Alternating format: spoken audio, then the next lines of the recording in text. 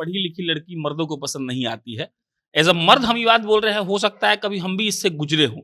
न होता है कि एक आदमी का एक सेंस होता है। फॉर एग्जाम्पल हमारे यहाँ पुरुषों का सेंस है कि हमसे कोई सवाल ना पूछे, हमको कोई टोके नहीं। जैसे हम बोले कि सुनो पानी लाओ, तो अगर तुम मर रही हो तो तुम पानी लेके आओ, हमसे पूछो मत कि पानी क्यों मांग रहे हो। आदमी पूछ लिया तो हम ऐसा आदमी या फिर एक ऐसा मर्द जो खड़ूस है गुस्सा रहा है कि क्यों पूछी तुम, हम पानी फेंके चाहे पानी पिए, तुमको उससे क्या मतलब। ये गलत है। तो पवन सिंह का एक गाना याद आ रहा था, अभी ये सब बात हो रहा था तो कि जब से भैली महटराई न लजात बड़ी हो।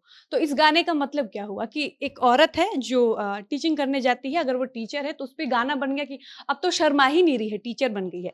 कोई लड़की पढ़ने गई तो मनोज तिवारी गा दिए बबुनी के लागल व शहर के हवा अउरी पढ़ावा। तो ये लोग व्यंग करते हैं, ये लोग तंज कसते हैं कि आओ पढ़ावा, देख लेला ना पढ़ैला के नतीजा का भइल। पवन सिंह गा देंगे कि टीचर बन गई तो देखिए गली में घूम रही है, लजा भी नहीं रही है, मेकअप का सामान बैग में लेके जाती है। तो ये समाज की विडंबना है। तो अच्छी बनने की जरूरत नहीं है, क्योंकि अगर कोई चीज गलत है तो आप अपना ओपिनियन बोलिए, और यही ओपिनियन बोलते बोलते अगर आप संसद में ही बोलेंगे तो तमाम ऐसे नेता लोग जो माइक पे आके बोलते हैं कि औरत है ना, और ऐसी जो टिप्पणी करते हैं संसद में भी जो वायरल होते हैं वीडियोस, तो वहां पे करने के पहले डरेंगे, क्योंकि उनको उनके अंदर उनके जहन में ये चीज है कि बोलेंगे तो पलट के थोड़ी ना बोलेगी, नहीं जवाब मिलेगा, तो जवाब देना पड़ेगा। और ये जवाब देना पड़ेगा तो यहीं से शुरुआत होगी कि आप ऐसे ऐसे करके आप सोचिए ना कि भारत में 15%, 10% भागीदारी है महिलाओं की, जबकि पॉपुलेशन के लिहाज से देखिए तो मेरे ख्याल से 49% है। भाभी चुनाव लड़ती हैं तो भाभी का फोटो लगा होता है, लिखा जाता है मुखिया उम्मीदवार फलनवा देवी, और नीचवा बहुत बड़ा फोटो लगता है भैया का, वहां पर लिखा फलनवा बाबू पति, और नीचवा लिखा जाता है निवेदक। निवेदक में उनका नाम लिखा जाता है कि फलनवा बाबू है, निवेदक है। द्रौपदी मुर्मू के बनने के वक्त तेजस्वी जी ने कहा था कि मूर्ति की जरूरत नहीं है, तो मूर्ति की जरूरत नहीं है तो अगर कोई कहे तो आपकी माता जी के बारे में भी लोगों ने ऐसी टिप्पणी की थी कि उन्होंने बस स्पेस फिल करने के लिए वो वहां पे आई थी। तो बात वही है कि, और उसके बाद ये लोग कहते हैं कि हम लोग इसलिए विरोध कर रहे हैं क्योंकि ओबीसी, एससी, एसटी इन लोग के हक के लिए, महिलाओं के हक के लिए, पर दरअसल देखा जाए तो महिलाएं सब एक जात हैं। अनुप्रिया पटेल का नाम लोग जानता है, उनके पति का नाम जानता है, उनकी अपनी पार्टी है, उनके पति का नाम आपको भी नहीं पता होगा, जबकि उनके पति भी नेता है। लेकिन अनुप्रिया पटेल को लोग क्यों जानता है? क्योंकि अनुप्रिया पटेल काम की है, वो अपना वोट बनाई है, उसके चेहरा पर कुर्मी उत्तर प्रदेश में वोट करता है, उसके पति के चेहरा पर नहीं, उसके पति के नाम पर नहीं। कि तमाम महिला विधायक होगी, तमाम महिला सांसद होंगी, यहाँ टेबल पर बैठे हुए आदमी को अगर वर्तमान का पूछ दिया जाए 15 को महिला सांसद, तो हम लिख के दे रहे हैं कि इतना तैयारी के बाद आप लोग नहीं बता पाइएगा, और हम भी नहीं बता पाएंगे। पता है क्यों?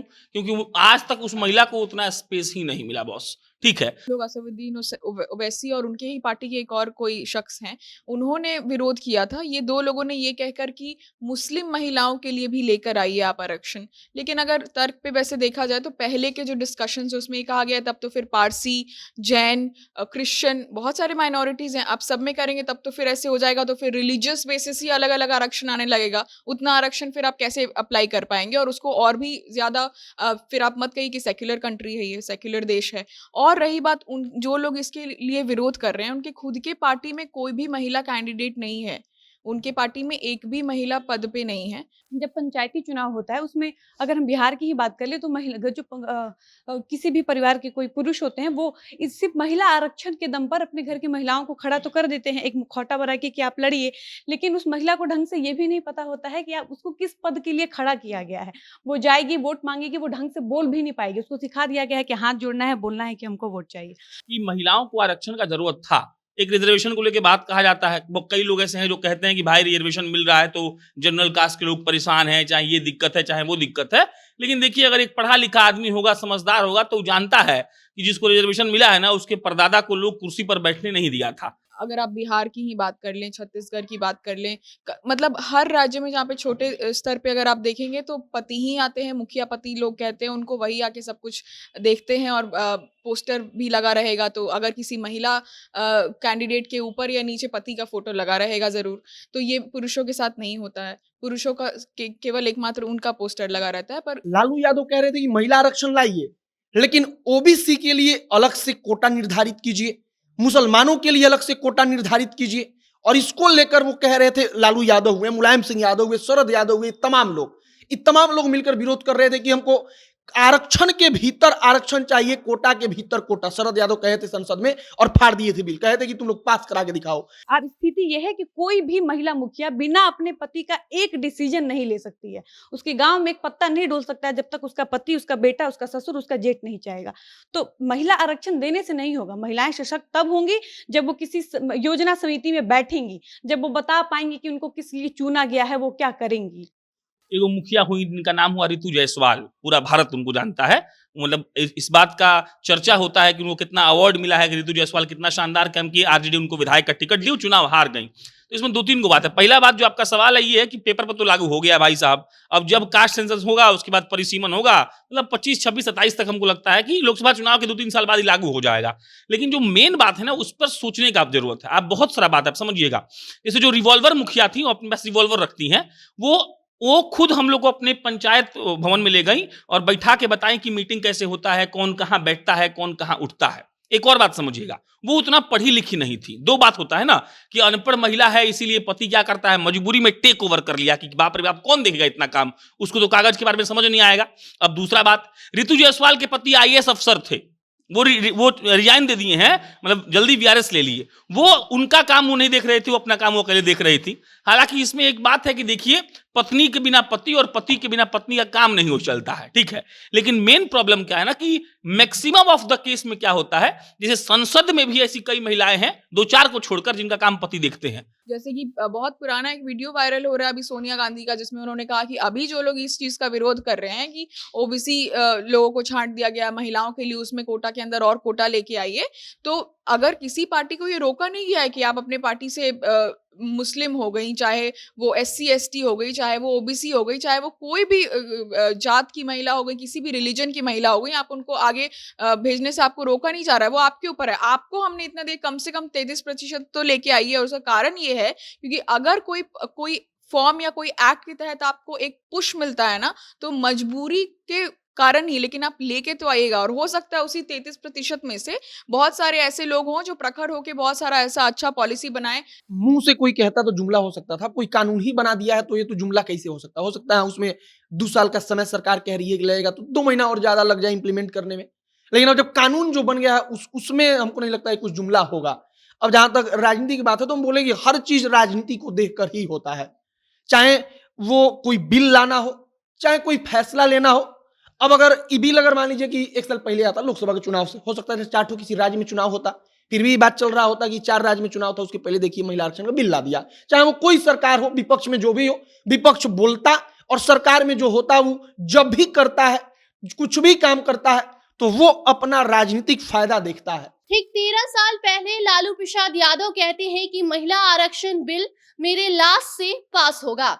अब जाकर महिला आरक्षण बिल पास होता है और जैसे ही सदन के बाहर ये खबर सामने आती है कि महिला आरक्षण बिल पास हो गया है, महिलाओं को 33% की जो आरक्षण है वो दे दी गई है, उसके बाद जो टीका टिप्पणी शुरू होती है वो ये सवाल पैदा करती है कि आखिर लोगों को इससे दिक्कत क्या है। इसी बीच आरजेडी के नेता अब्दुल बारी सिद्दीकी जो है वो कहते हैं कि जो महिला आरक्षण बिल पास हुआ है उसमें जाति के बेसिस पे भी आरक्षण दिया जाए, क्योंकि जब से ये महिला आरक्षण बिल पास हुआ है उसके बाद जो महिलाएं लिपस्टिक लगाती हैं, जो महिलाएं बॉब कट हेयर स्टाइल रखती हैं, वो महिलाएं आगे आएंगी, तो जो पिछड़ी जाति की महिलाएं हैं उनका क्या होगा। ऐसी टीका टिप्पणी शुरू होती है। कुछ लोग ये भी कहते हैं कि महिलाओं को आरक्षण देकर भी क्या फायदा, काम तो उनके पति ही करेंगे। इन्हीं मुद्दों पर हम चर्चा करेंगे कि आखिर इस महिला आरक्षण बिल के पास होने से फायदा महिलाओं को होगा या फिर उनके पति हुक्म चलाएंगे। मगर उसके पहले नमस्कार, स्वागत है आपका हमारे स्पेशल सेगमेंट जिसका नाम है बोलना मना है, और मैं आपके साथ वंदना पांडे। सबसे पहला सवाल प्रशांत आपसे हुआ कि महिला आरक्षण बिल जो पास हुआ है इससे फायदा किसको होगा? हमको तो मतलब हम तो प्रोग्रेसिव आदमी है तो हमको लगता है कि महिला को ही होगा, लेकिन आप उसके बाद इस पे अगर रिसर्च करिएगा तो आपको समझ में आया कि ऐसा नहीं होगा। हम मानते हैं कि ऐसा होना चाहिए लेकिन ऐसा नहीं हो सकता। इसमें एक और बात ये है ना कि देखिए, पहला बात ये है कि अभी भी ऐसे कई लोग हैं जिनको लगता है कि पास नहीं होना चाहिए। पास हो गया उसके बाद हम बोल रहे हैं ये पास हो गया, उसके बाद ऐसे कई लोग हैं जिनको अगर आप बैठिएगा तो आपको तर्क दे देंगे कि नहीं भाई तो गलत हुआ, ऐसा नहीं होना चाहिए था, ये कौन बात हुआ कि आप महिलाओं को दीजिएगा। लेकिन एक बात समझिए, एक बात तो है कि महिलाओं को आरक्षण का जरूरत था, एक रिजर्वेशन को लेकर बात कहा जाता है, वो कई लोग ऐसे हैं जो कहते हैं कि भाई रिजर्वेशन मिल रहा है तो जनरल कास्ट के लोग परेशान हैं, चाहे ये दिक्कत है चाहे वो दिक्कत है। लेकिन देखिए, अगर एक पढ़ा लिखा आदमी होगा, समझदार होगा, तो जानता है कि जिसको रिजर्वेशन मिला है ना, उसके परदादा को लोग कुर्सी पर बैठने नहीं दिया था। अब सिस्टम में दोष ये है कि रिजर्वेशन जब मिला तो उसका अनुपालन सही तरीके से नहीं हुआ, इसीलिए जो अभी का जनरेशन है वो उसका मजा नहीं ले पाया या फिर उसका लाभ नहीं उठा पाया। सेम गोज विथ महिला। बिहार में पंचायत महिलाओं को मिला हुआ रिजर्वेशन, मुखिया महिला है, जिला पार्षद महिला है। हम मतलब मेरे एरिया का को हम बता रहे हैं, हम जगह का नाम नहीं लेंगे। चुनाव चल रहा था, जिला पार्षद का उनकी माता श्री खड़ी थी और बाबू उनके खूब हिला रहे थे कि हम ही जिला पार्षद हैं। हम स्टोरी किए थे, उनको बहुत बुरा लगा था। मेरे ही कास्ट के थे, मेरे घर पहुंच गए थे। मेरे पिताजी बोले काहे ऐसे करते हो बाबू। मेरे पिताजी थोड़ा गुस्सा हो गए, लेकिन वही बात है कि हम किए, लेकिन वही बात है कि मेरे करने से ही ठीक नहीं होगा। लेकिन आप लिख के दे रहे हैं आपको हम कि तमाम महिला विधायक होगी, तमाम महिला सांसद होंगी। यहाँ टेबल पर बैठे हुए आदमी को अगर वर्तमान का पूछ दिया जाए 15 को महिला सांसद, तो हम लिख के दे रहे हैं कि इतना तैयारी के बाद आप लोग नहीं बता पाइएगा और हम भी नहीं बता पाएंगे। पता है क्यों? क्योंकि आज तक उस महिला को उतना स्पेस ही नहीं मिला बॉस। ठीक है, तो हमको जो आपका मुख्य सवाल था, तो हमको लगता तो है या फिर मेरा मानना भी है कि जो रिजर्वेशन मिला है उसका फायदा महिला को हो, लेकिन हमको अभी भी लगता है कि देखिए वो फायदा नहीं मिल पाएगा। इसका तमाम वजह है। शांभवी, इस बिल के पास होने के बाद कई टीका टिप्पणियां सामने आई, तो इससे आपको क्या लगता है कि महिलाओं की भागीदारी जो है वो बढ़ेगी, या फिर अभी तो बिल पास हुआ है, लागू नहीं हुआ है, लेकिन लागू होने के बाद क्या महिलाओं की भागीदारी बढ़ेगी और इससे क्या आम महिलाओं को फायदा होगा, या फिर जैसा कहा जा रहा है कि महिलाओं को जो आरक्षण मिला है उसका फायदा उनके पति उठाएंगे? मुझे लगता है कि पहले तो कि सबसे बड़ी बात है कि ये लागू हो जाए सबसे पहले, क्योंकि लागू ही होने में इसमें जितनी जो प्रक्रिया बताई जा रही है, पहले सेंसस होगा, बहुत सारी चीज़ें हैं, तो ये भी लग रहा है कि पता नहीं कब तक लागू होगा। लेकिन लागू अगर हो गया, तो अगर आप पॉजिटिविटी से देखें तो बिल्कुल उसका फ़ायदा तो होगा। हाँ, ये बात भी सही है कि अगर आप बिहार की ही बात कर लें, छत्तीसगढ़ की बात कर लें, मतलब हर राज्य में जहाँ पे छोटे स्तर पे अगर आप देखेंगे तो पति ही आते हैं, मुखिया पति लोग कहते हैं उनको, वही आके सब कुछ देखते हैं और पोस्टर भी लगा रहेगा। तो अगर किसी महिला कैंडिडेट के ऊपर या नीचे पति का फोटो लगा रहेगा ज़रूर। तो ये पुरुषों के साथ नहीं होता है। पुरुषों का केवल एकमात्र उनका पोस्टर लगा रहता है। पर उसका एक और वजह ये भी है क्योंकि वो लोग कहीं न कहीं अपने पद और पावर को समझती भी नहीं है और उसके बारे में उनको जानकारी भी नहीं। उनको लगता है कि बस मेरा काम भर इतना है। तो लेकिन अगर आप ऊँचे स्तर पे देखें तो स्मृति ईरानी अगर हम एग्जाम्पल के तौर पे लें तो बहुत अच्छी वक्ता हैं वो। मुझे नहीं लगता कि उनके पति जो हैं मिस्टर ईरानी, उनका कोई रोल होता होगा कि क्या तुमको डिसीजन लेना है, क्या तुमको भाषण देना है, क्या तुमको नहीं करना है। तो अगर पॉलिसी मेकर्स, वही जैसे कि लोग कहते हैं कि अगर किसी जेंडर की अगर आप बात करें, खास करके विमेन ओरिएंटेड बात करें, तो पॉलिसी मेकर्स अगर विमेन रहती हैं तो कहीं ना कहीं उनके प्रॉब्लम्स को, उनके बायोलॉजिकल इश्यूज़ को, उनके हेल्थ इश्यूज़ को, उनके एजुकेशनल इश्यूज़ को वो ज़्यादा समझेंगी। तो उससे फ़ायदा तो मेरे पर्सनल पर्सपेक्टिव मुझे लगता है कि होता है और कहीं ना कहीं बहुतों के पर्सपेक्टिव में यही होगा कि फ़ायदा हो सकता है कि ज़्यादा ना हो, लेकिन होगा, शुरुआत तो होगी। मोहित, पहले आरजेडी के जो सुप्रीमो है लालू प्रसाद यादव जी, उन्होंने 10 साल पहले इस महिला आरक्षण बिल का विरोध किया था। अब जाकर पास होता है, तो अब लोग ये भी कह रहे हैं कि इससे नेताओं को क्या परेशानी है कि वो उस पर टिप्पणी कर रहे हैं। क्या महिला आरक्षण पास हो जाने के बाद जब ये बिल लागू हो जाएगा तो नेताओं को परेशानी होगी? अब परेशानी का बात नहीं है, राजनीति का बात है। अब जैसे लालू यादव क्या कह रहे थे उस तर्क को समझना जरूरी है। लालू यादव कह रहे थे कि महिला आरक्षण लाइए, लेकिन ओबीसी के लिए अलग से कोटा निर्धारित कीजिए, मुसलमानों के लिए अलग से कोटा निर्धारित कीजिए। और इसको लेकर वो कह रहे थे, लालू यादव हुए, मुलायम सिंह यादव हुए, शरद यादव हुए, तमाम लोग मिलकर विरोध कर रहे थे कि हमको आरक्षण के भीतर आरक्षण चाहिए, कोटा के भीतर कोटा। शरद यादव कहे थे संसद में और फाड़ दिए थे बिल, कहे थे कि तुम लोग पास करा के दिखाओ। तो ये लोग कह रहे थे कि ओबीसी के लिए कोटा तो तुम दे रहे हो, मतलब 100 गो सीट है तो 33 गो महिला के लिए रिजर्व हो रहा है, लेकिन अब 33 के अंदर तुम सुनिश्चित करो कि उसमें से 6 गो सीट ओबीसी की महिला के लिए, 6 गो सीट मतलब मुसलमान की महिला के लिए, इस प्रकार से व्यवस्था कर दो। अब इसको लेकर वहां पर विरोध शुरू हुआ और विरोध करने का राजनीतिक अपना कारण होगा और राजनीतिक कारण होता है तभी विरोध होता है, बिना राजनीतिक कारण के कुछ होता नहीं है। अभी पोस्टर वाला बात हो रहा था तो हमको याद आया कि भाभी चुनाव लड़ती हैं तो भाभी का फोटो लगा होता है, लिखा जाता है मुखिया उम्मीदवार फलनवा देवी, और नीचे में बहुत बड़ा फोटो लगता है भैया का, वहां पर लिखा फलनवा बाबू पति और नीचे लिखा जाता है निवेदक। निवेदक में उनका नाम लिखा जाता है कि फलानवा बाबू है, निवेदक है। तो महिला आरक्षण आएगा तो हो सकता है कि बदलाव हो, लेकिन अभी वक्त बड़ा लगेगा, क्योंकि पंचायत स्तर पर इतने दिन में, जब पंचायत स्तर पर तो पहले से लागू है महिला आरक्षण, महिला मुखिया होती है, बीडीसी होती है, जिला पंचायत होती है, लेकिन कितना मुखिया का मीटिंग होता है। तो अभी कुछ दिन पहले सरकार एक नियम बनाया, बिहार सरकार, कहा कि मुखिया का प्रतिनिधि नहीं जाएगा, जब मीटिंग होगा तो मुखिया को जाना पड़ेगा। इसीलिए नियम लाया गया कि महिला मुखिया नहीं जाती थी। महिला मुखिया का जो पति होता था वो मोहर अपना पॉकेट में रखता था और उनका सिग्नेचर भी करना वो सीख लेता है, मतलब वही सिखाता है अपना पत्नी को या भाभी को या मम्मी को कि तुम ऐसे ही सिग्नेचर करना है, और वो खुद सिग्नेचर करता है, उसका भी मोहर मार के तलाक दे देता है कागज। तो नियम लगाया गया कि महिला मुखिया को आना पड़ेगा मीटिंग में, नहीं तो नहीं माना जाएगा। तो बदलाव की कोशिश हो रही है। एक चीज मैं बोलना चाहूंगी, ये जो भी लोग विरोध कर रहे हैं ना, मोहित ने सही बोला कि पॉलिटिकल ही एजेंडा उसके पीछे रहता है। दूसरी बात की जो दो लोग असदुद्दीन ओवैसी और उनके ही पार्टी के एक और कोई शख्स हैं, उन्होंने विरोध किया था। ये दो लोगों ने ये कहकर कि मुस्लिम महिलाओं के लिए भी लेकर आइए आप आरक्षण। लेकिन अगर तर्क पे वैसे देखा जाए तो पहले के जो डिस्कशन उसमें ये कहा गया, तब तो फिर पारसी, जैन, क्रिश्चियन, बहुत सारे माइनॉरिटीज हैं, आप सब में करेंगे तब तो फिर ऐसे हो जाएगा, तो फिर रिलीजियस बेसिस ही अलग अलग आरक्षण आने लगेगा। उतना आरक्षण फिर आप कैसे अप्लाई कर पाएंगे, और उसको और भी ज्यादा फिर आप मत कहिए कि सेक्युलर कंट्री है, ये सेक्युलर देश है। और रही बात उन जो लोग इसके लिए विरोध कर रहे हैं, उनके खुद के पार्टी में कोई भी महिला कैंडिडेट नहीं है, उनके पार्टी में एक भी महिला पद पे नहीं है। तो वो लोग अगर शुरुआत करना चाहें तो अपने पार्टी से ही कर सकते हैं, अगर इतने महिलाओं के हितैषी हैं वो लोग तो। हाँ, जैसे मतलब ऐसे समझिए कि महिला आरक्षण अब आया तो अब सरकार फोर्स कर रही है ना, चाहे कानून आपको फोर्स कर रहा है कि 33 गो सीट पे महिला ही लड़ सकती है। अगर आरजेडी कहे, बीजेपी कहे, कांग्रेस कहे, समाजवादी पार्टी कहे कि हम 100 गो में से 80 गो टिकट महिला को ही देंगे, तो कानून थोड़े कहेगा कि ना तुम नहीं दे सकते हो, तुम दो ना 80 गो टिकट। किसी के पास डेटा हो तो दिखाए कि हम हुआ था तो हम 100 में से 50 सीट महिला को दिए थे, 50 सीट टिकट डिस्ट्रीब्यूशन में हम पुरुष को दिए थे। ऐसा कभी नहीं हुआ है। लेकिन हाँ, इन लोगों को इस बात का चिंता जरूर है, तो उसका कारण राजनीतिक है कि अब राजनीति तभी होगा जब एक समाज को आप कहिएगा, चाहे कोई पार्टी हो, एक समाज को आप कहिएगा तुम्हारा हक छीना जा रहा है। अब हक छीना जा रहा है तो उसके नाम पर वो लाठी उठाएगा, लाठी उठाकर प्रदर्शन करेगा, अनशन करेगा, तो राजनीति चलेगा। डॉली, वैसे तो बिहार में पंचायत चुनाव में 50% जो सीट है वो महिलाओं को दिया गया है।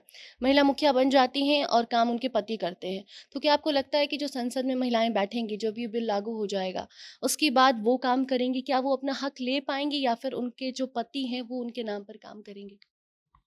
देखिए, संसद वाली जो महिलाएं हैं, वो उनका तो फिर भी एक बार को माना जा सकता है कि वो अपना काम खुद से कर सकती हैं। स्मृति ईरानी को ही देख लीजिए। लेकिन बाकी जो ये पंचायती चुनाव की अगर बात की जाए, तो सबसे पहले अगर हम आरक्षण को समझे ना, तो चाहे जात पात में हो या फिर महिला आरक्षण की बात हो, चुनाव में हो, आरक्षण इसीलिए दिया जाता है ताकि जो पिछड़े लोग हैं उनको आगे लाने का एक प्रयास किया जाता है, कि इसीलिए रिजर्वेशन लाया गया। चाहे जब भी लाया गया तो उसका उद्देश्य यही था कि पिछड़े लोगों को आगे लाया जाए।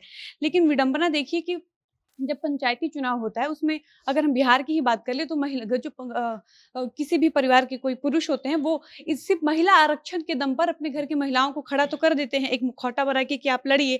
लेकिन उस महिला को ढंग से ये भी नहीं पता होता है कि आप उसको किस पद के लिए खड़ा किया गया है। वो जाएगी, वोट मांगेगी, वो ढंग से बोल भी नहीं पाएगी। उसको सिखा दिया गया है कि हाथ जोड़ना है, बोलना है कि हमको वोट चाहिए।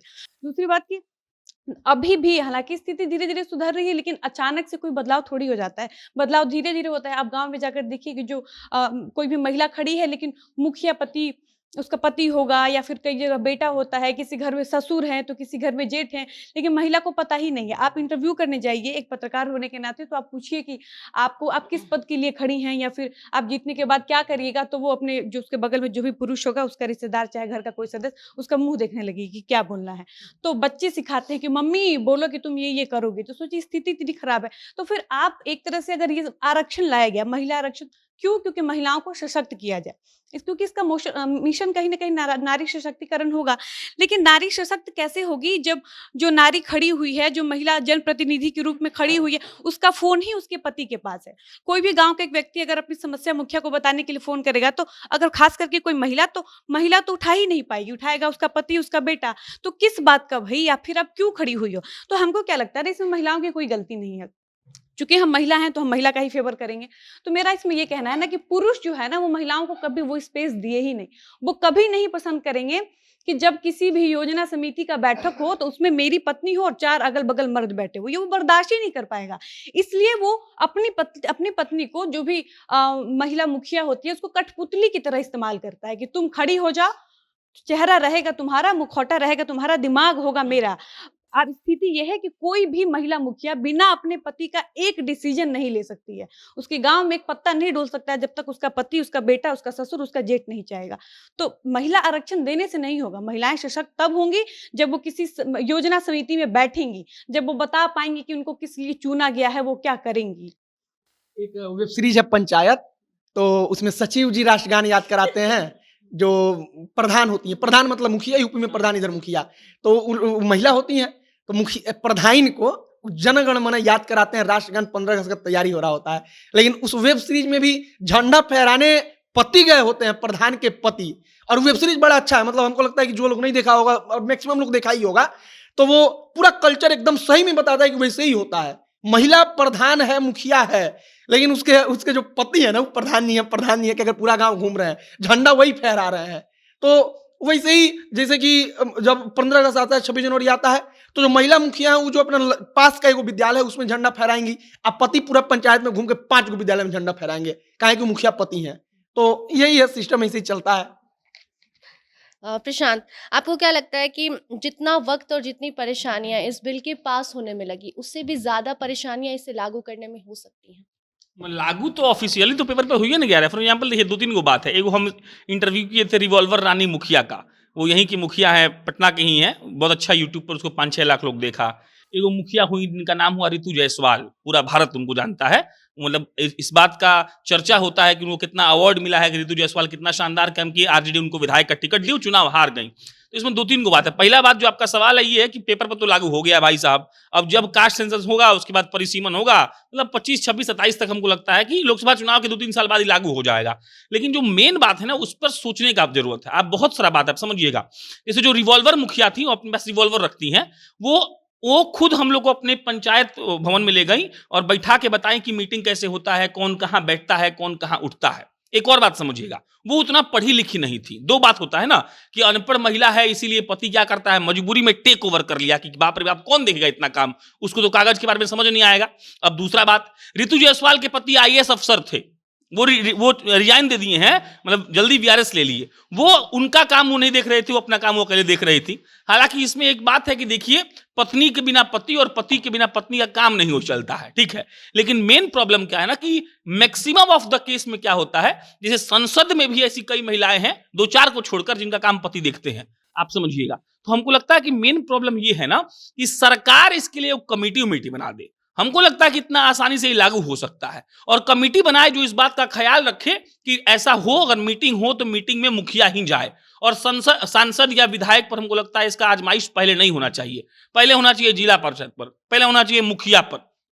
बहुत बात है, बचपन में क्लास मॉनिटर जब लड़की बनती थी ना, तो जो उसका बेस्ट फ्रेंड लड़का होता था, जो उसका टिफिन खाता था, तो वो लड़कियां उससे पूछती थी, आप लोगों को याद है कि नहीं, हमको खूब अच्छा से याद है। और वो लड़कियां पूछती थी कि इसका क्या नाम लिख रहा है कि नहीं ब्लैक बोर्ड पे। ये वहीं से शुरू हुआ था, तो इसको खत्म करना है तो वहीं पर जाना पड़ेगा। लड़की को ये समझना पड़ेगा कि, एक और बात समझिएगा, जिस दिन मुखिया पत्नी अपने पति को जवाब दे के सुनिए ना, हम नहीं आपका बात मानेंगे, साइन नहीं करेंगे, गांव भर में तब चर्चा हो जाएगा कि हाथ से वो निकल गई है, पति का बात नहीं सुन रही है, किसी और को रख ली है, इसीलिए मुखिया ही दिखा रही है। जबकि हकीकत ये है कि कागज की मालकिन वो है, उसको मन करेगा तो साइन करेगी, नहीं मन करेगा तो नहीं करेगी, लेकिन पति बात नहीं मानेंगे, और पति अपनी मां को जाकर चुगलाएंगे कि सुन रही हो, ऐसे बोल रही थी, और पूरा गांव उसके कैरेक्टर पर सवाल उठाएगा। तो हमको लगता है कि पहले इसी को खत्म कर देना चाहिए। इस पर बात होना चाहिए कि भाई साहब, अगर फॉर एग्जांपल के पाठक साहब बोले हैं, आप जाके देख लीजिए, हम गए हैं 10 गो स्कूल देख कर आ रहे हैं पिछले 5 दिन के पहले, एक भी आदमी जीन्स पहन के स्कूल में टीचर नहीं आया था, हम देखे हैं,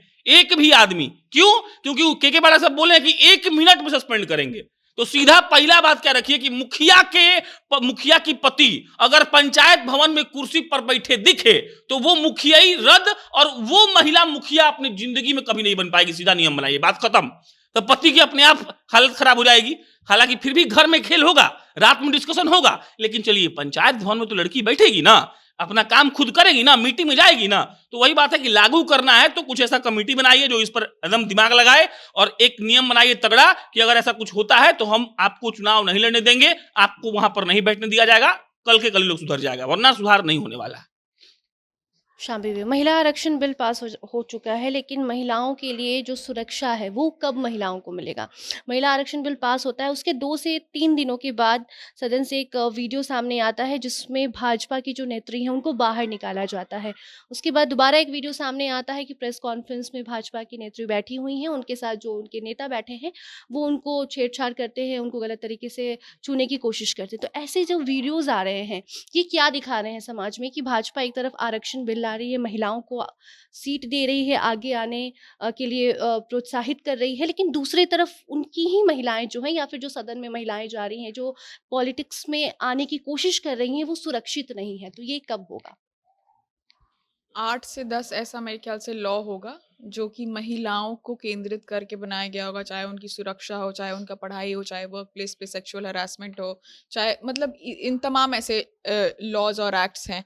लेकिन वही बात है कि इतने लॉज और एक्ट्स के बाद ऐसा तो है नहीं कि अगर हम लोग फैक्चुअल ग्राउंड बात करें तो छेड़छाड़ हो, चाहे दुष्कर्म हो, ये सारी चीज़ें होती ही रहती हैं।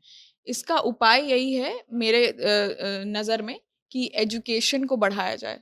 एजुकेशन को बढ़ाया जाए और जैसे कि अभी क्या चल रहा है बहस की महिलाएँ क्योंकि ज़्यादा पढ़ी-लिखी नहीं हैं तो पतियों को टेक ओवर करना पड़ता है। पर अगर सच्चाई आप देखें तो कितने ऐसे नेता हैं जो कि वाक़ई में कुछ पढ़े-लिखे नहीं हैं। हमारे प्रदेश में भी आप देखेंगे तो बहुत सारे नेता हैं, कुछ नहीं उनको वो पढ़े-लिखे नहीं हैं, उनको नहीं पता है कि हो सकता है कि ये लॉ या ये एजुकेशनल एनफोर्स करेंगे या ये पॉलिसी लाएँगे तो फ़ायदा होगा। क्योंकि वो अपने पॉलिटिकल एजेंडा और नॉलेज और ज़मीनी हकीकत को लेके काम कर रहे हैं। हमारे देश के प्रधानमंत्री तो चाय वाला हैं, लोग सब लोग यही कहते हैं। तो वो तो अब कई लोगों की नज़र में बहुत सारा पॉलिसीज़ और रिफॉर्म्स बहुत अच्छा लेके आ रहे हैं, जो सबके हित में है। तो ये पढ़ाई-लिखाई से नहीं होता है, लेकिन हाँ, बेसिक जो महिलाओं को लेके सोच, विचार या फिर उनको लेके जो तत्परता होनी चाहिए इन टर्म्स ऑफ रिस्पेक्ट होना चाहिए, वो मुझे लगता है कि क्योंकि अब ऐसा समय आ चुका है जहाँ पे पढ़ाई-लिखाई एक बेसिक राइट है, जहाँ पे सभी लोग स्कूल जाते हैं, तो इन चीज़ों के ऊपर सिखाया जाए। और जैसे कि पहले हमने तमाम ऐसे वीडियोज़ के बारे में बात किया था जहाँ पे टीचर बता रही थी कि ये बिहेवियर गलत है, इस पे नो बोलो। तो सब लोग अगर वोकल होंगे ना, तो अगर ऐसा कोई मान लीजिए किसी पार्टी में कोई एक पॉलिटिकल नेता हो गया, जिन्होंने कुछ गलत काम कर दिया, तो वो वहाँ की जो महिला नेता है, वो बोल सकती हैं, बिल्कुल क्यों नहीं बोल सकती हैं। और अब सोशल मीडिया का ज़माना है, तभी आपको ये पता चल रहा है, वीडियोज़ के माध्यम से आप देख पा रहे हैं। इनफैक्ट ये किसी भी इंडस्ट्री में होता है, तो अब सब लोग खुल के आते हैं। कुछ ही दिनों पहले कुछ दूसरे इंडस्ट्री मान लीजिए मीडिया इंडस्ट्री में ऐसा हुआ किसी के साथ, किसी को किसी का बिहेवियर पसंद नहीं आया, पुरुष के कुछ ऐसे बिहेवियर से कोई प्रताड़ित हुआ है, तो वो लोग बोलते हैं। और इसका समाधान यही है कि वहाँ पे और ऐसी सशक्त महिलाओं को लेकर आइए। जैसे कि बहुत पुराना एक वीडियो वायरल हो रहा है अभी सोनिया गांधी का, जिसमें उन्होंने कहा कि अभी जो लोग इस चीज़ का विरोध कर रहे हैं कि ओबीसी लोगों को छाँट दिया गया, महिलाओं के लिए उसमें कोटा के अंदर और कोटा लेके आइए। तो अगर किसी पार्टी को ये रोका नहीं गया है कि आप अपने पार्टी से मुस्लिम हो गई, चाहे वो एससी-एसटी हो गई, चाहे वो ओबीसी हो गई, चाहे वो कोई भी जात की महिला हो गई, किसी भी रिलीजन की महिला हो गई, आप उनको आगे भेजने से आपको रोका नहीं जा रहा है, वो आपके ऊपर है। आपको हमने इतना दिया, कम से कम 33% तो लेके आइए। और उसका कारण ये है क्योंकि अगर कोई फॉर्म या कोई एक्ट के तहत आपको एक पुश मिलता है ना, तो मजबूरी के कारण ही, लेकिन आप लेके तो आइएगा। और हो सकता है उसी 33% में से बहुत सारे ऐसे लोग हों जो प्रखर होके बहुत सारा ऐसा अच्छा पॉलिसी बनाएँ, लोगों का प्रतिनिधित्व अच्छा करें, तो ये होगा वैसे ही करके। और मुझे लगता है कि जो बात रही सेफ्टी की या फिर उनकी सुरक्षा की, वो भी ऐसे ही होगा। जब महिलाएँ वहाँ पे आके मुखर होके बोलेंगी, तब ऐसे नेता लोग जो माइक पे बोलते हैं कि इसीलिए ना हुआ क्योंकि लड़की की गलती थी, तो वो रुकेगा, क्योंकि वहाँ पे टोकने के लिए कोई महिला भी रहेगी ना, क्योंकि उसको दुःख होगा, उसके अंदर से आवाज़ आएगी कि इनको यहाँ पे रोकने की ज़रूरत है, और तब वो लोग भी बोल सकते हैं मेजॉरिटी में। मोहित, 27 साल से ये बिल लटका हुआ था, लेकिन आगामी साल में लोकसभा चुनाव है और ठीक उसके पहले ये बिल पास हो जाता है। तो क्या ये महिलाओं को आगे सच में सरकार लाने की कोई मंशा है या फिर चुनावी जुमला है? मुंह से कोई कहता तो जुमला हो सकता था, कोई कानून ही बना दिया है तो ये तो जुमला कैसे हो सकता है? हो सकता है उसमें 2 साल का समय सरकार कह रही है कि लगेगा तो 2 महीना और ज़्यादा लग जाए इम्प्लीमेंट करने में। लेकिन अब जब कानून जो बन गया है उसमें हमको नहीं लगता है कुछ जुमला होगा। अब जहाँ तक राजनीति की बात है तो हम बोलेंगे हर चीज़ राजनीति को देखकर ही होता है। चाहे वो कोई बिल लाना हो, चाहे कोई फैसला लेना हो। अब अगर ये बिल अगर मान लीजिए कि 1 साल पहले आता लोकसभा के चुनाव से, हो सकता है 4 ठो किसी राज्य में चुनाव होता, फिर भी बात चल रहा होता कि 4 राज्य में चुनाव था, उसके पहले देखिए महिला आरक्षण का बिल ला दिया। चाहे वो कोई सरकार हो, विपक्ष में जो भी हो, विपक्ष बोलता और सरकार में जो होता वो जब भी करता है, कुछ भी काम करता है, तो वो अपना राजनीतिक फायदा देखता है। क्योंकि उसको आगे भी तो आना है सत्ता में, उसको अपना ख्याल तो रखना है कि हम जो कर रहे हैं इसके बाद आगे क्या होगा, भविष्य में हम सत्ता में आएंगे कि नहीं आएंगे। तो अब कानून बन गया तो हो सकता है थोड़ा वक्त लग जाए, 2 महीना और ज्यादा लग जाए, 2 साल सरकार बोल रही है तो, लेकिन कानून बन गया तो होकर ही रहेगा। अब इसमें जुमला हमको नहीं लगता, बाकी अब कब क्या होगा वो तो भगवान जाने। कंक्लूड करते हैं। डॉली आपसे शुरुआत करेंगे कि आपको क्या लगता है कि महिला विधेयक बिल पास होने से जो आरक्षण मिला है महिलाओं को, उसका फ़ायदा महिलाओं को होगा, और अगर नहीं हो रहा है तो महिलाएं कैसे आगे आएं, कैसे अपना हक मांगे? देखिए, महिलाएं आगे आती हैं, आना चाहती हैं, इसीलिए वो कुछ चुनाव लड़ती हैं। वो घर के पुरुषों के कहने पर लड़ती हैं या अगर उनकी इच्छा होती है तभी वो लड़ती हैं। तो महिलाएं वास्तव में आगे आना चाहती हैं। बस इसमें ये होगा ना कि घर के पुरुष कितना सहयोग करते हैं। हमको पवन सिंह का एक गाना याद आ रहा था, अभी ये सब बात हो रहा था तो कि जब से भइली महटराई न लजात बड़ी हो। तो इस गाने का मतलब क्या हुआ कि एक औरत है जो टीचिंग करने जाती है, अगर वो टीचर है तो उस पे गाना बन गया कि अब तो शर्मा ही नहीं रही है, टीचर बन गई है। कोई लड़की पढ़ने गई तो मनोज तिवारी गा दिए बबुनी के लागल बा शहर के हवा अउरी पढ़ावा। तो ये लोग व्यंग करते हैं, ये लोग तंज कसते हैं कि आओ पढ़ावा। देख ले ना पढ़ैला के नतीजा का भइल। पवन सिंह गा देंगे कि टीचर बन गई तो देखिए गली में घूम रही है, लजा भी नहीं रही है, मेकअप का सामान बैग में लेके जाती है। तो ये समाज की विडंबना है। सरकार कितना भी प्रयास कर ले, जब तक अगल बगल के लोग, घर के लोग नहीं चाहेंगे, जैसे प्रशांत ने कहा कि महिला अगर कह दे कि हम नहीं मानेंगे, महिला कहेगी अगर आप मानिए हम लड़ेंगे, हम लड़ तो रहे हैं भाई अपने स्पेस के लिए। आज तक महिलाएं लड़ती आ रही हैं लेकिन उनको मिल रहा है वो स्पेस। ठीक है, हम मानते हैं कि अगर महिला कह देगी कि हम ये बात आपकी नहीं मानेंगे, अगर अपने पति की इच्छा का हनन करके चले जाए तो उसके घर में कलेश हो जाएगा भाई। पति पे एक सामाजिक दबाव है कि अगर पत्नी जाके 4 मर्दों के बीच में बैठ के कोई बैठक करने लगे तो उसकी पत्नी को तुरंत बदचलन साबित कर दिया जाएगा। गांव घर की जो बुढ़िया होती हैं या फिर जो पुरुष होते हैं वो इस पे बात करेंगे कि फलनवा के मेहरारू, अरे बाप रे बाप, 5-5 गो मर्दाना संगे बैठ के बतियावत रहे, हमने घर के औरत, मतलब इस तरीके की बातें होने लगी कि हमारे घर की औरतें तो कभी नहीं आएंगी, भले वो लोग किचन में ही सड़ के मर जाए लेकिन मर्दों के बीच में बैठ कैसे गई। तो उस पुरुष में भी तो एक दबाव है भाई कि मेरी पत्नी के बारे में इतना गंदा गंदा बात कहा जा रहा है तो हम अपनी बीवी को बाहर नहीं निकलने देंगे। तुम पंचायती चुनाव जीत गई हो, बहुत अच्छा, तुमको मत भी मिला है, भारी मत से भी जीती हो, लेकिन तुम रहोगी किचन में ही। मुखिया पद जो है या फिर जो कुर्सी है उस पर विराजमान तो हम ही होंगे भाई, मुखिया पति तो हम ही। आइए हमसे समस्या कहिए, मेरी पत्नी को मत देखिएगा, उसका मुंह नहीं दिखना चाहिए, अगर वो आती भी है तो घूंघट में आएगी। लेकिन हम महिला सशक्तिकरण की बात करते हैं तो ऐसे तो बिल्कुल नहीं होने वाला है। जहां तक कि सरकार की अगर बात है कि कोई नया नियम लाया जाए, प्रशांत ने जैसा कहा, तो ये गाइडेंस है कि नहीं बैठ सकता है कोई, परमिशन ही नहीं है, ये गलत है, इसको सरासर गलत माना जाता है कि अगर महिला मुखिया है तो वो अपने पद पे वही बैठेगी, उसकी कुर्सी पे वही बैठेगी। लेकिन पति और बेटा को कौन समझाने जाए भाई, उनको तो जबरदस्ती आके बैठना ही है तो बैठेंगे ही। एक बड़ा प्रोग्रेसिव कोट था कि मतलब नहीं होता है कि पढ़ी लिखी लड़की मर्दों को पसंद नहीं आती है। एज अ मर्द हम ये बात बोल रहे हैं, हो सकता है कभी हम भी इससे गुजरे हों।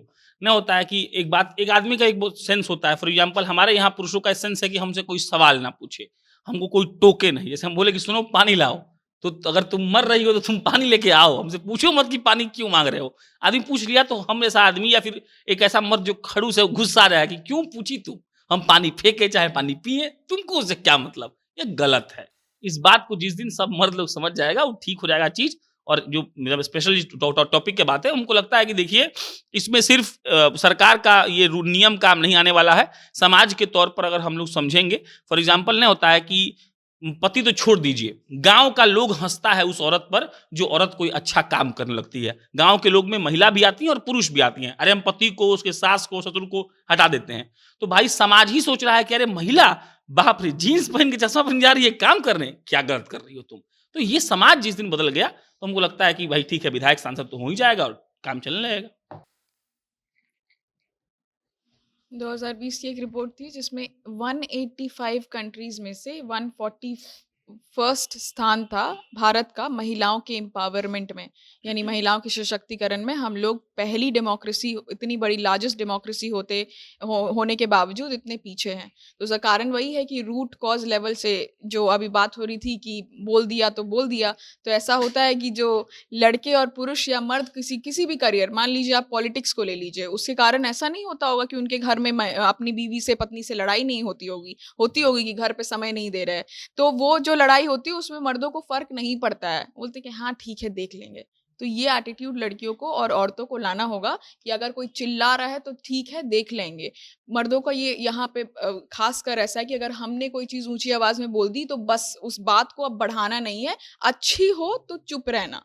तो अच्छी बनने की जरूरत नहीं है, क्योंकि अगर कोई चीज गलत है तो आप अपना ओपिनियन बोलिए, और यही ओपिनियन बोलते बोलते अगर आप संसद में ही बोलेंगे तो तमाम ऐसे नेता लोग जो माइक पे आके बोलते हैं कि औरत है ना, और ऐसी जो टिप्पणी करते हैं संसद में भी जो वायरल होते हैं वीडियोस, तो वहां पे करने के पहले डरेंगे, क्योंकि उनको उनके अंदर उनके जहन में ये चीज है कि बोलेंगे तो पलट के थोड़ी ना बोलेगी, नहीं जवाब मिलेगा, तो जवाब देना पड़ेगा। और ये जवाब देना पड़ेगा तो यहीं से शुरुआत होगी कि आप ऐसे ऐसे करके, आप सोचिए ना कि भारत में 15%, 10% भागीदारी है महिलाओं की, जबकि पॉपुलेशन के लिहाज से देखिए तो मेरे ख्याल से 49% है।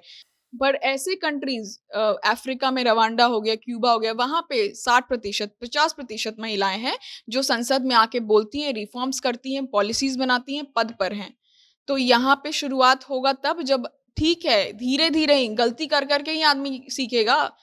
ऐसे तो गलतियां कितनी, पुरुषों ने कितनी गलतियां कर दी, कितना कुछ हो गया गलत, होते आया है और हो रहा है। तो हो सकता है कि महिलाएं भी जाएं तो बहुत कुछ ऐसा कर दे जिसपे तमाम लोग हंसेंगे, बोलेंगे कि अरे ये औरत है, इसको इनको बोलने भी नहीं आता है, करने भी नहीं आता है। द्रौपदी मुर्मू के बनने के वक्त तेजस्वी जी ने कहा था कि मूर्ति की जरूरत नहीं है। तो मूर्ति की जरूरत नहीं है तो अगर कोई कहे, तो आपकी माता जी के बारे में भी लोगों ने ऐसी टिप्पणी की थी कि उन्होंने बस स्पेस फिल करने के लिए वो वहां पे आई थी। तो बात वही है कि, और उसके बाद ये लोग कहते हैं कि हम लोग इसलिए विरोध कर रहे हैं क्योंकि ओबीसी, एससी, एसटी इन लोग के हक के लिए, महिलाओं के हक के लिए। पर दरअसल देखा जाए तो महिलाएं सब एक जात हैं, और सब एक दूसरे के लिए वो जो एक जेंडर गैप फील करती है ना, वो किसी भी पुरुष से ज्यादा फील करेंगी।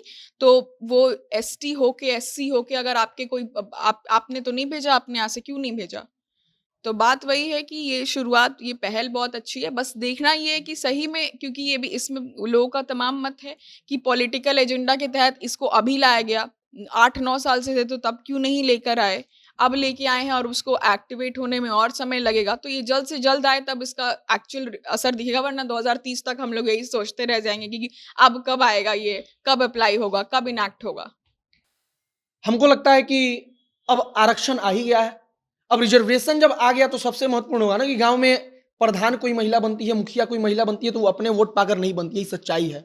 उसका पति, उसका देवर, उसका ससुर उसके उसके पोस्टर पर रहता है, उसका चेहरा रहता है, तब वोट उसको मिलता है, तब वो प्रधान की कुर्सी पर बैठती है, चाहे प्रधान चुनी जाती है, मुखिया चुनी जाती है।